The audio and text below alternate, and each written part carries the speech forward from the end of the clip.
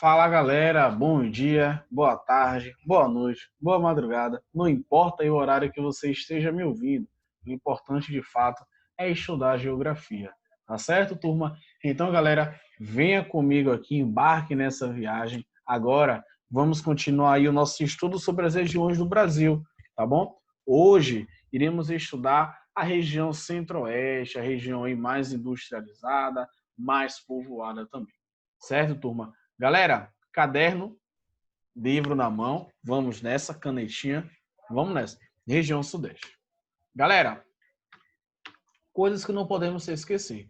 Que a região Sudeste ela vai ser composta aí por 4 estados, tá bom? Minas Gerais, com a sua capital Belo Horizonte, Vitória, ou perdão, galera, Espírito Santo com a capital Vitória, o Rio de Janeiro com a sua capital Rio de Janeiro, São Paulo com a sua capital aí São Paulo. Vamos viajar por toda a região centro-oeste, iremos abordar parte dos aspectos físicos, também humanos, quando falamos de população, de economia, tá certo? Tudo isso iremos abordar aí na aula de hoje. É também a região mais rica do país e que possui a única megalópole do Brasil, que é aí São Paulo, que está situada na região sudeste. Tá bom, galera? Então, esses conceitos aqui, inicialmente, acredito que todo mundo já tem a ciência, né? Devido aos estudos, quando falamos de industrialização, que houve, de fato, a concentração industrial na região sudeste, tá? Então, galera, o sudeste é a principal responsável pela geração de riquezas econômicas do país. É a região mais desenvolvida, abriga as maiores montadoras, né, porque a imagem ela está tapando ali, mas abriga as maiores montadoras e siderúrgicas do país. Possui a maior parque industrial, áreas de atividades agrícolas modernas, bancos, mercados de capitais, empresas transnacionais, comércios e universidades, tá bom? Então, a região sudeste ela vai concentrar praticamente o centro financeiro do país, vai estar na região sudeste. Lembrando que a capital está localizada no centro-oeste, mas o centro financeiro do Brasil é a região sudeste, ok? Então, galera, vamos começar a falar um pouco da sua formação territorial, como de fato começou o surgimento dessa grande região, tá? A ocupação mais efetiva dos espaços da região sudeste teve início em 1532, quando Martim Afonso de Souza fundou São Vicente, lançando as bases da colonização portuguesa no Brasil. Entretanto, foi durante o período da mineração, olha aí, já marca aí no livro de vocês, no caderno de vocês, essa questão da mineração, o quanto ela foi importante, tá? No século XVIII, que a região atraiu milhares de pessoas em busca de enriquecimento rápido. Comentei para vocês também a questão do ouro de aluvião, aquele ouro que era encontrado às margens do rio, você não era necessário cavar, deslocar muita mão de obra, gastar muito dinheiro. Era só você abaixar, peneirava ali naquele momento e resgatava esse ouro, tá bom? Então, até o final do século XIX, a população do Sudeste era quase toda formada por descendentes de portugueses e indígenas ou por negros escravizados, que trabalhavam, em sua maior parte, nas fazendas e nos serviços domésticos. Tá? Mais uma vez, galera, sobre os estados da região, tá? Os estados da região Sudeste, São Paulo, Minas Gerais, Rio de Janeiro e Espírito Santo. Ok? Deixa eu só limpar aqui a tela, tá? Vamos lá.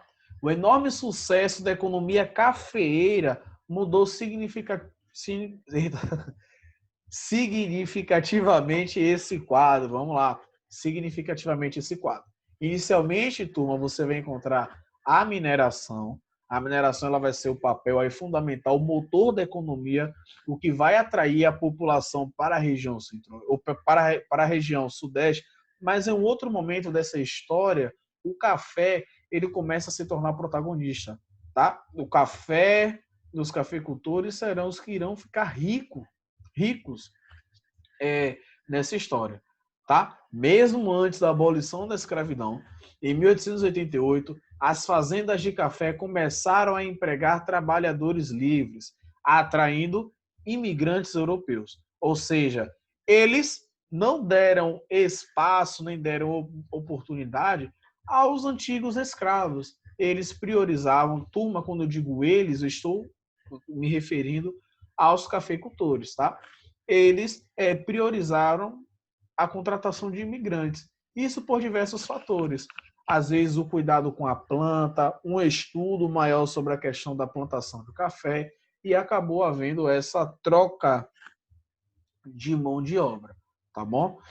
A população do Sudeste ela foi profundamente modificada, não só pela imigração, como também pelas migrações internas que se intensificaram nas primeiras décadas do século XX. Tá? Além da migração que você vai ter das outras regiões rumo à direção Sudeste, na própria região Sudeste tinha migrações internas que aconteciam entre os estados. Tá? E isso vai propiciar um grande inchaço populacional nessa região, que veremos aí mais à frente. Tá? Deixa eu só limpar a tela aqui para a gente poder continuar. Turma, nessa época, os nordestinos migraram para a região sudeste em busca de uma qualidade de vida melhor, tá bom? Passando a buscar emprego. Lembra que a economia aí do sudeste ela cresceu de forma espantosa. Você tinha mineração, tinha um café, né? E aí os nordestinos, como moravam em uma área que não era propícia a desenvolvimento, eles acabaram optar a realizar essa migração em que vocês tanto ouvem a questão da migração, o chamado êxodo rural, tá bom? Muitos desses nordestinos iriam trabalhar nas indústrias e também na construção civil, construção de edifícios, de ruas, de rodovias, hospitais, escolas, etc, etc. Tudo isso era o que os nordestinos queriam, né? Trabalhar. Ok? Galera, agora vamos começar a falar um pouquinho da industrialização do Sudeste. Né? Lembrando, esse assunto já vimos, referente à industrialização, tem aula aqui no nosso canal. Qualquer coisa, é só comentar, falar que tem dúvidas, que eu indico aí mais uma vez onde é que está o vídeo. Galera, a industrialização ela vai começar aí no fim do século XIX e o século XX, o café. O café ele vai se tornar extremamente importante para a economia brasileira, tá? Lembra, galera, que o maior parceiro comercial, o maior comprador de café desta época era os Estados Unidos. Os Estados Unidos, galera, que mais comprava o café do Brasil, o Brasil mantinha a sua economia baseada na agroexportação, tá bom? Agroexportadora. Ou seja, agro relacionado a produtos do campo, tá bom? Agro relacionados a produtos do campo, soja, algodão, café, e exportadora relacionada aí à exportação. Toda a produção iria para fora do país, não ficava aqui, tá bom? A economia estava indo fluindo, estava bem, muito bem, obrigado. Entretanto, aconteceram algumas crises. Uma das crises que podemos destacar é a Primeira Guerra Mundial, na qual os Estados Unidos ela entra, ela participa, tá? Lembra aí que quando um país ele está em guerra, as prioridades mudam. Então, se eu estou em uma guerra, eu não vou comprar café, eu vou investir nas armas, em tanques de guerra, em medicamentos, em suprimentos, em alguns alimentos que eu possa levar para o campo de batalha. Então, nesse momento, a economia brasileira ela acaba caindo, já que era uma economia totalmente aí atrelada, ligada aos Estados Unidos, tá? E aí você já vê um indício de uma possível industrialização, mesmo sendo tardia. Preste atenção, a industrialização do Brasil é uma industrialização tardia. Mesmo sendo tardia, ou demorada, ou retardatária, o Brasil ele vai se industrializar. E o que forçou o Brasil a se industrializar vai ser aí as guerras, a Primeira Guerra Mundial com os Estados Unidos, que os Estados Unidos fez parte. E também a quebra aí da Bolsa de Valores lá de Nova York. Tá, galera? Outros fatores também que influenciaram a questão da industrialização da região sudeste foi em 1850 tá? A Inglaterra ela vai criar a lei Bill Aberdeen, uma lei abolicionista que vai proibir a questão da mão de obra escrava. E o Brasil ele também vai criar a mesma lei aqui, tá? A lei Eusébio de Queiroz, que vai falar que não era permitida a questão da escravidão e tudo mais, proibia também a questão do tráfico de escravos. Tá? A Inglaterra ela se vê no direito de derrubar qualquer navio que detinha escravos. Aqui, galera, Salvador ele foi um grande ponto comercial de escravos, tá? Muitas embarcações, como era proibido você chegar à costa e desembarcar escravos, muitos fazendeiros que tinham ali a mão de obra escrava contratavam alguns barcos e iam até esses navios, tá? Em alto mar, retiravam os escravos e levavam aí para a sua fazenda. E sendo que era proibida, de fato proibida, a questão da mão de obra escrava. Tá? E nesse momento, é... lembrei, essa questão do tráfico, né, de pessoas, que os fazendeiros acabavam indo buscar os escravos nos navios, isso vai se concentrar muito aqui na região Nordeste, tá? Essa questão dos canaviais, das lavouras de fumo, tá bom? No caso da região Sudeste, a ideia agora é outra. A ideia, turma, é que você substitua essa mão de obra escrava por uma assalariada. Já que a indústria está chegando, né, está vindo, é necessário que as pessoas ganhem dinheiro para poder comprar. Senão não faz sentido ter indústria sem ter mão de obra. Então, ou sem ter mão de obra assalariada. A indústria ela faz um produto manufaturado, uma bolsa, um sapato, e não tem ninguém para comprar. Então, a partir desse momento, as pessoas passaram a ganhar salário, a receber ali o valor, né, do que trabalhavam. Isso tudo graças ao dinheiro acumulado do café. Lembra que eu falei do café, que os Estados Unidos entrou na guerra e que a economia acabou declinando, etc, etc. Então, o dinheiro que foi investido para a industrialização da região sudeste era proveniente do café. Tá? Nessa imagem agora percebemos a presença aí de JK, tá? E Vargas, presidentes bem que conhecemos, tem aula também sobre os dois, inclusive também a ditadura militar, que eu vou pincelar aqui rapidinho, tá? Vargas ele vai investir na indústria de base, tá? Questão da CSN, vai investir muito em São Paulo, Rio de Janeiro. Juscelino Kubitschek, ele vai ter o plano de metas, um plano para desenvolver o Brasil, que demoraria de 50 anos em 5.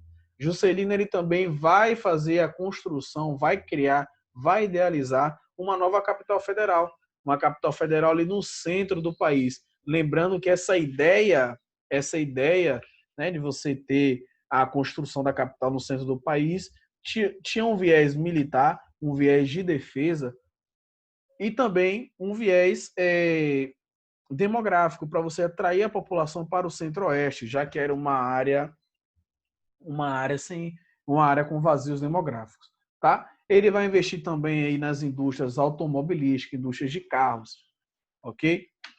Então, galera, aqui agora vamos chegar em algumas características da região sudeste, né? Alguns estados aí, vamos começar por Vitória, a capital Vitória, Espírito Santo, tá? Vou deixar aí esse quadro para que vocês possam pausar o vídeo, dê uma lida, compare o IDH de cada estado, tá bom? Aí agora Minas Gerais, com a sua capital Belo Horizonte, olha sempre o IDH e a participação do PIB regional. Olha o PIB regional do Espírito Santo, 4%. E você já percebe que o PIB regional seja a soma das riquezas produzidas pelos estados da região sudeste, tá bom? O Rio de Janeiro também, você consegue perceber de 19% do PIB regional vem do Rio de Janeiro, tá? E por último aí São Paulo, eu acho que iremos chamar aí de selva de pedra. Perceba aí que 60% do PIB da região sudeste vem de São Paulo, tá? Lembrando que o PIB é o produto interno bruto, a soma da riqueza de todos os estados ou dos países, né? A gente pode também até falar de país quando estivermos Na verdade, se estivermos comparando com continentes, tá? A soma do PIB dos países da América do Sul ou da Europa, tá? Estados, cidades, municípios, também podemos fazer essa comparação. Galera, agora chegando aqui nos aspectos físicos da região sudeste, tá? Na região sudeste vamos encontrar a Mata Atlântica, a Caatinga, o Cerrado, tá bom? Os mangues, as restingas, esses dois últimos que eu falei, respectivamente, os mangues e as restingas, vamos encontrar em áreas aí próximas ao mar, tá? Então a vegetação da região sudeste ela vai variar, ela vai diferenciar de acordo com o clima, que vocês já sabem, né? A vegetação ela está sempre ligada ao clima. Se chove muito, a vegetação ela se desenvolve mais. Se chove pouco, a vegetação, a tendência é que ela não se desenvolva, tá? Uma imagem aqui para gente sobre as florestas tropicais, que chamamos também aqui em Salvador de Mata Atlântica, tá bom? As regiões mais ricas de biodiversidade, hoje é um dos biomas mais ameaçados do planeta. Lembra aí, galera, que as grandes cidades do Brasil, ela vai estar concentrada, presta muita atenção, concentrada no litoral.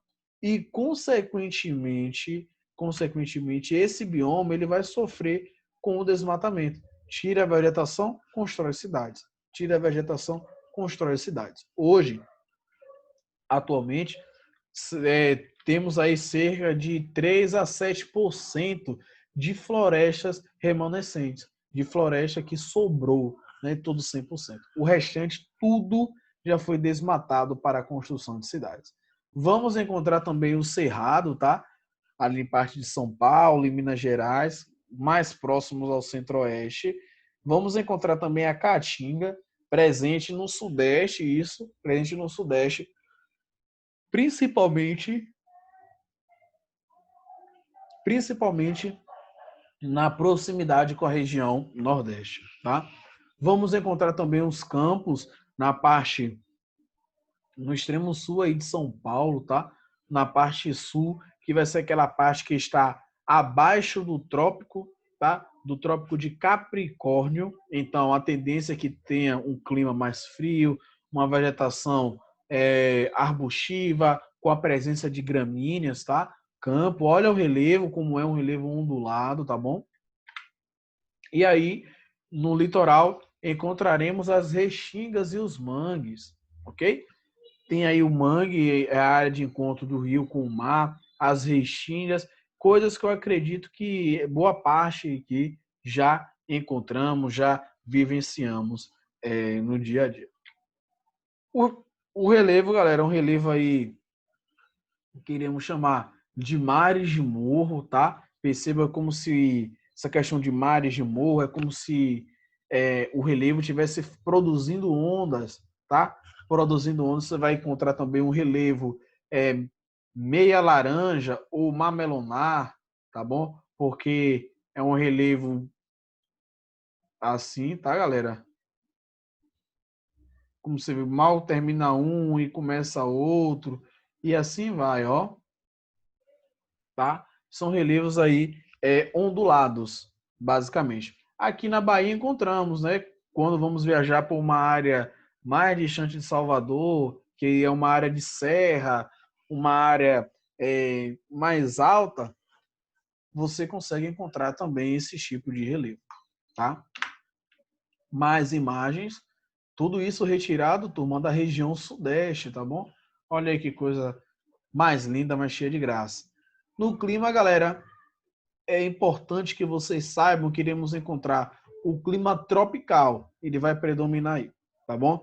Nas partes mais altas, teremos a presença do tropical de altitude, como é o caso de São Paulo, capital. São Paulo, capital, ele está localizado numa área de serra, numa área com muita influência da altitude. Lembra que quanto mais alto, mais frio. Mais alto, mais frio, tá? Na parte litorânea, vamos encontrar o mesmo clima que encontramos aqui em Salvador, o tropical litorâneo ou litorâneo úmido, tá bom?